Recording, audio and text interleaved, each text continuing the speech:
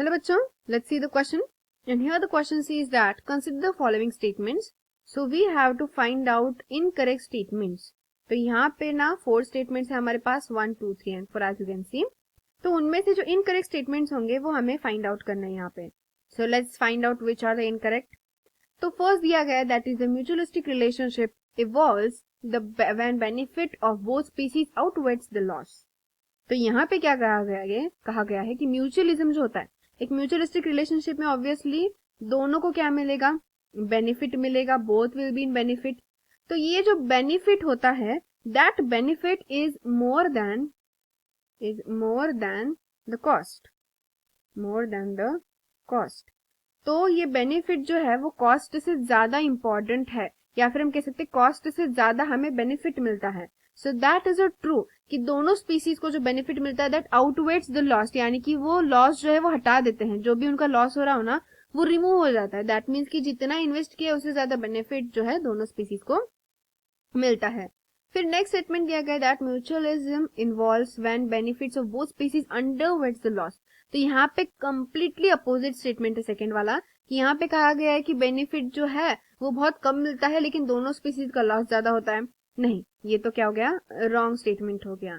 अभी हमने correct statement option number first में देखा है, राइट. सो नेक्स्ट स्टेटमेंट यहाँ पे ये कहा गया है कि humans causes an ecological imbalance by eradicating common predators. तो ये भी स्टेटमेंट रॉन्ग है. ये किस तरीके से राइट होना चाहिए, तो यहाँ पे जो ह्यूमंस होते हैं वो कोई प्रेडेटर्स बन के जो भी मतलब क्या कहते हैं कि इकोलॉजिकल इम्बैलेंस कॉज नहीं करेंगे. तो इकोलॉजिकल इम्बैलेंस कॉज होता है ह्यूमंस के थ्रू, लेकिन वो किसी प्रेडेटर्स को वगैरह हटा के नहीं होता. तो वो किस तरीके से होगा, ह्यूमंस जो है वो इकोलॉजिकल इम्बैलेंस कॉज करते हैं by generating pollution, by anthropogenic pollution. तो जो भी पोल्यूशन है ना वो पोल्यूशन कॉज करके क्या हो जाता है, जो बहुत से डिफरेंट स्पीसीज है is causing, this pollution is causing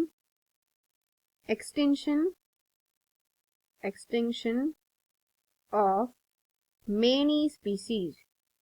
तो बहुत से स्पीसीज का एक्सटेंशन कॉज होता है, लेकिन किसकी वजह से, एंथ्रोपोजेनिक पोल्यूशन की वजह से. तो एंथ्रोपोजेनिक पोल्यूशन एयर पोल्यूशन भी हो सकता है, विंड पोल्यूशन हो सकता है, किसी भी तरीके का पोल्यूशन, या जिसे हम ओवरऑल कहेंगे एंथ्रोपोजेनिक पोल्यूशन. तो वो पोल्यूशन कॉज होने की वजह से बहुत से स्पीसीज जो है वो क्या हो जाते हैं, ऑब्वियसली एक्सटिंक्ट हो जाते हैं. तो इस तरीके से इकोलॉजिकल इम्बैलेंस जो है वो ह्यूमंस के थ्रू कॉज होता है, ना कि प्रेडेटर्स बन के. तो इसलिए ये स्टेटमेंट रॉन्ग है. ट्रू इस तरीके से होना चाहिए.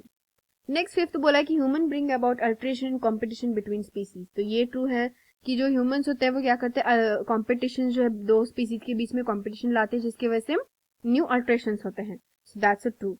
तो रॉन्ग यहाँ पे सिर्फ सेकंड एंड थर्ड स्टेटमेंट्स हो गए, right. So here we will write की सेकंड जो स्टेटमेंट है एंड जो थर्ड स्टेटमेंट है वो रॉन्ग हो गए यहाँ पे. तो वो कौन से ऑप्शन में दिए हैं, so that is given in the option number B. So इसीलिए हमारा यहाँ पे आंसर भी क्या आएगा, ऑब्वियसली ऑप्शन नंबर बी ही हमारे यहाँ पे आंसर आएगा. So I hope you got the answer very well. Thank you and all the best.